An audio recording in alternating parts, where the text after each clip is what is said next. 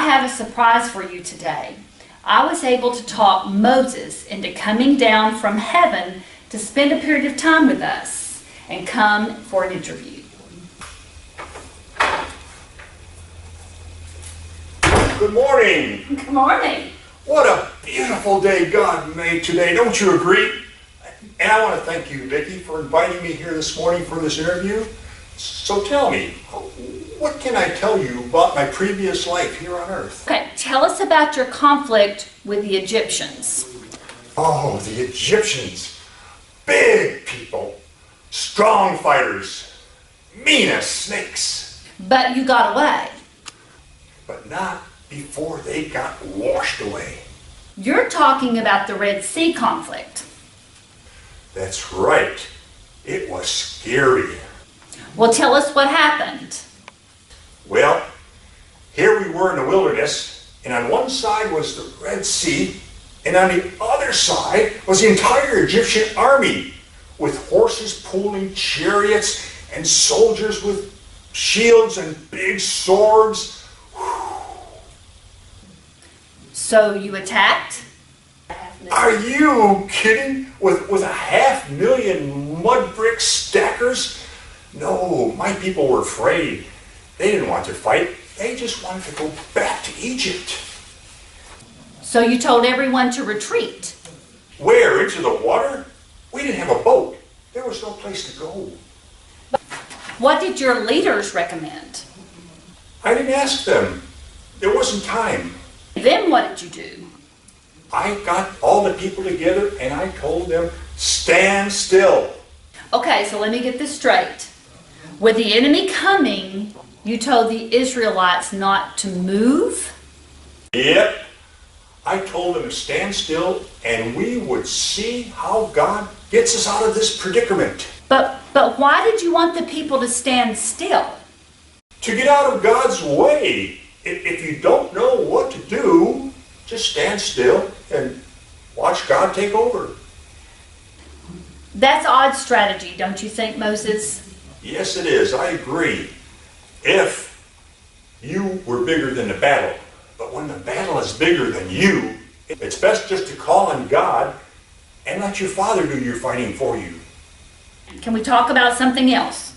Of course, this is your interview. Soon after your escape... No. Deliverance. What's the difference? Well, when you escape, you do it. But when you're delivered, someone else does it, and you just follow.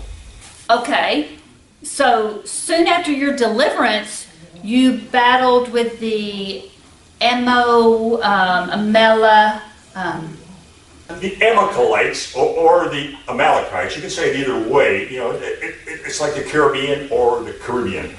Yeah, the Amalekites. Amalekites, big people, strong fighters, mean as snakes. But you won. God won. Okay, God won. But you did the work, right? You fought the battle and you were on the field. Wrong. What? Okay, you were not in battle? Not in that battle. While the army was fighting down in the valley, I took my brother Aaron and my good friend Hur, and we went up on top of the hill and we did our fighting up there. With each other? No, with the darkness. With swords? No, with prayer. I held up my hands in prayer to God, except this time I forgot my rod that I had when I parted the Red Sea. And as long as I held up my hands praying to God, the army was winning. But when I got tired and lowered my hands down, the army started losing. So I got my brother Aaron to hold up my right arm and my good friend Hur to hold up my left arm until the Amalekites were history and we won. Hold on a second. You think that standing on a hill with your hands in the air made the difference? You don't see any Amalekites around, do you? Don't you think it's strange that the general of the army stays on the mountain while the soldiers fight in the valley? Well, if the battle had been in the valley, I would have been there. But that's not where the battle was. Odd strategy of yours, Moses. Look, if your father was bigger than the fellow that was beating you up, what did you call on his name? What do you mean by that? If you were on the ground and this guy was pounding on you, and your father was sitting right over there in the chair and he called you saying, "Hey Vicky, if you need some help, just call me," what would you do? Well, I call my father. That's all I do too. I call on my father. Anytime the battle is too big for me, I call on God, and my father does the fighting for me. And he comes? You don't see any Israelites building pyramids anymore, do you? Let me see if I got this straight. Once you defeated the enemy by standing still, and the other time you won the battle by holding up your hands. Where did you pick all these tricks up, Moses? Well, if I told you, you wouldn't believe me. Try me. Well, one day I was walking in the wilderness and I came upon this bush that was burning.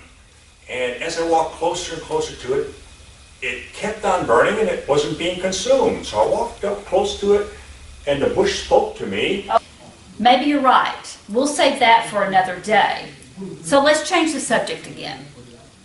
It has been said that you once saw God while you were alive on earth. You're right, but you do know that no one can see God face to face and live except in heaven. Then how did you survive? Well, he placed me in this cleft of a rock, and he placed his hand over me, and as he walked by, he took his hand away, and I got to see his back, but I never got to see his face. Was that the only time you saw him? Well, actually, there was another occasion earlier on where I had almost seen him. When was that? He had me climb this Mount Sinai in the wilderness. And when I got to the top, he was there. And you saw him? No, but when I got to the top of the mountain, he was there in a black smoke that covered the top of the mountain. But I did see lightning and fire in that black smoke. Why did he want you to go to the top of Mount Sinai? Because he decided that he wanted to give his people laws to abide by. And he gave you these laws. Yes, I got to see God as he wrote out the 10 Commandments on 2 stone tablets with his own finger in his own personal handwriting. How long were you on the top of Mount Sinai? I was up there for 40 days. And near the end of that time, God told me what those fools were doing at the bottom of the mountain. What did God tell you? He told me that those stiff-necked Israelites had built a golden calf and were worshiping it instead of him. What happened next? And then God told me that he planned on killing all of these Israelites and making me into a great nation. What did you do then? And then I pleaded and pleaded and pleaded with God, and he relented. So you see, sometimes prayer gets immediate results. I guess you were relieved to hear this, and you went back down the mountain to tell your people the good news. I sure was relieved. But when I got down to the bottom of the mountain, and I saw all those fools dancing around and partying and worshiping that golden calf, I became furious. I threw the tablets on the ground and broke them into 1,000 pieces. Whoa! Now you don't have the laws to follow. And then I took that golden calf and I burned it and I ground it up into powder and threw it in water and made them all drink it. What happened then? Then I got them all together and I told them that this day they had to choose to be on God's side or their own side. But what did you do with those who chose not to be on the Lord's side?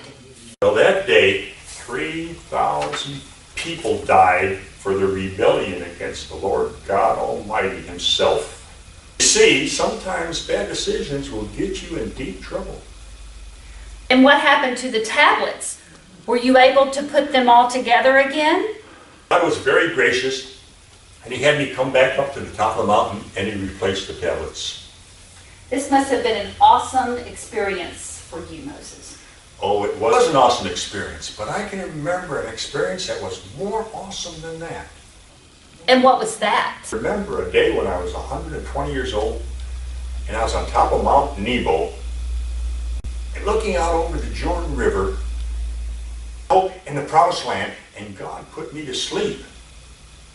And when I woke up, I was in heaven, and I watched God as He picked up my remains and brought them down the mountain and buried me in a secret place in the valley of Moab. It was so cool, you can't imagine. Bones have not been found to this day. I said, I have been the only person ever to walk on the face of this earth that God has buried personally with His own hand. Moses, it's too bad you didn't get to go into the Promised Land. It was my own fault when we were back in the wilderness, and I let my emotions get away from me, and I got angry at those fool Israelites for wanting more and more and more. They wanted more water, and God said to give them more water. He told me to just speak to the rock and make the water gush out. And in anger, I struck it with my rod, and water gush out. And for that disobedience, I never got to see the Promised Land. Well, I'm so happy that you could be with us today. Do you leave heaven very often? I only left one time before. Well, when was that? Century, just after Jesus' death and resurrection, and after He spent 40 days teaching His disciples in the wilderness, He brought Elijah and me down to earth on the Mount of Transfiguration, and He was transfigured in front of Peter, James, and John. That was such an awesome, glorious experience. And just thinking about it right now makes me want to go back home to be with Jesus. So I'm going to have to cut this interview short because I want to go home. Well, this has been a very interesting interview. Thank you so much for coming, Moses.